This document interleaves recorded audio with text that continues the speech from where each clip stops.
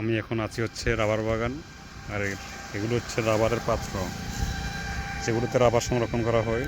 হয়তো রাতে কাটা হয় বা সকালে কাটা হয়। এখন সবগুলো ক্যাপ উপর করে দেওয়া আছে।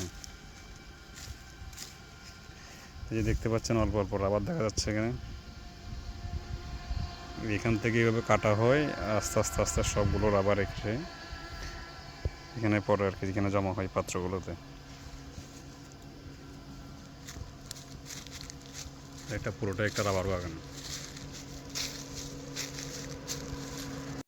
এগুলো হচ্ছে সেই রাবার যেগুলো আমরা আমাদের দৈনন্দিন কাজে ব্যবহার করি।